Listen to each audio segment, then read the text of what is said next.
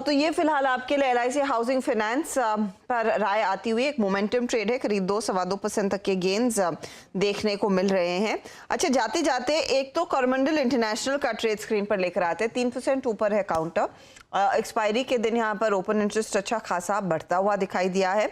और दूसरा SRF तो आज तेजी की तरफ टॉप ट्रेड्स में भी शामिल है वायदे के। तो दोनों पर राय चंदन अगर आपकी है तो बताइएगा, क्या ट्रेड नया लें, कैरी करें, क्या करें?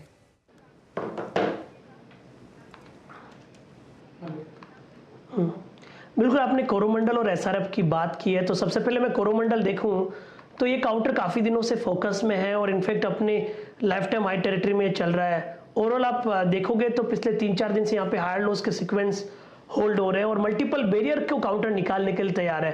और सबसे अच्छी बात है कि बाजार के डिक्लाइन के बावजूद भी यहाँ पे स्ट्रेंथ बनी हुई है, तो हल्का सा मार्केट रिकवर होते ही वापस न्यू हाई का मोमेंटम दिखाएगा। तो ओवरऑल खरीदारी की सलाह यहाँ पे बनने की 1055 1060 के आसपास के सपोर्ट है। ऊपर में आपको लगभग 1140 1150 तक के लेवल बनने चाहिए। अब आप SRF की बात करें तो काफी अच्छा सेटअप और ब्रेकआउट यहाँ पे देखने को मिल रहा है। सही मायने में कल ही एक ब्रेकआउट हो चुका था जो लगभग 2530 2540 के आसपास था। उसके बाद मोमेंटम बना हुआ है और मल्टीपल वीक्स के हाई के आसपास ये काउंटर चल रहा है। तो SRF में आज काफी दमखम दिखा है, अभी भी मोमेंटम बरकरार रहना चाहिए। जिनके पास भी पोजीशन है वो बरकरार रखें। ओवरऑल आप काउंटर में देखें तो लगभग 2600 का सपोर्ट रहेगा और ऊपर में लगभग 2800 तक ऊपर के लेवल को छूने की गुंजाइश यहाँ पे बन रही है। 200 तक के लेवल्स देखने को मिलेंगे। SRF में एक अपॉर्चुनिटी अच्छी खासी स्टॉक में तेजी की बन रही है, खरीदारी करके चले।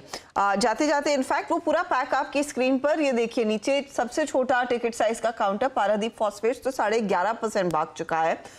ये काफी तगड़ा मोमेंटम देखने को मिला। गावा सब कोई ट्रैक करते हैं क्या ये पारादीप फॉस्फेट जैसी कंपनी? जी नहीं, एक्चुअली नहीं, मैं नहीं करता।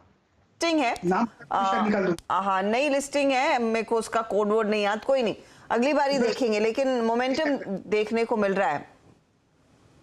नेक्स्ट टाइम कर लेंगे। हाँ, नेक्स्ट टाइम देखेंगे। इस बीच केमिकल काउंटर्स में फिनियोटेक्स जैसे स्टॉक्स, आपका ITDC में तेजी बनती हुई, विजया डायग्नोस्टिक्स जैसे काउंटर्स, पेटीएम जैसे स्टॉक्स में आज हमने देखा है खरीदारी बनती दिखाई दी है।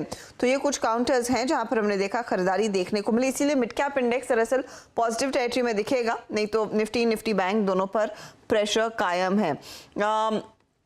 एक और ट्रेड जो दरअसल मुझे याद है सोमवार से, इनफैक्ट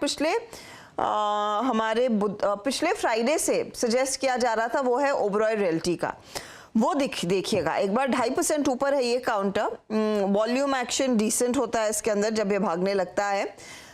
मानस, ये ट्रेड क्या अभी भी जम रहा है, क्या कैरी करें? बिल्कुल, थोड़ी देर पहले भी देखिए इसी स्टॉक के बारे में बात हुई और मैंने 1110 1120 की बात की।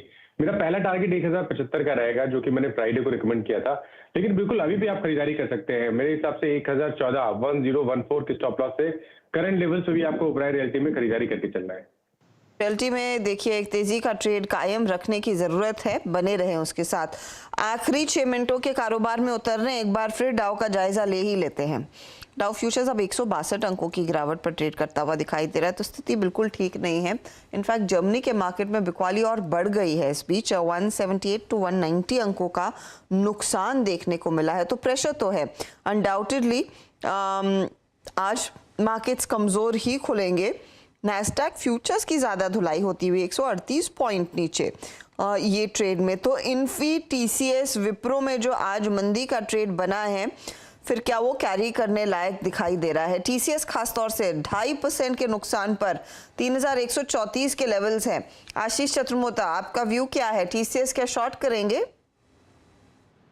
शॉर्ट तो नहीं करेंगे, बट इससे लॉन्ग भी नहीं करेंगे क्योंकि ये बड़ी एक क्रूशियल लेवल पे है और IT का अंडर परफॉर्मेंस भी हमें नजर आता है। तो मैं थोड़ा वेट एंड वॉच स्किप करूंगा पूरे IT को इस समय किसी भी तरह के ट्रेड के लिए।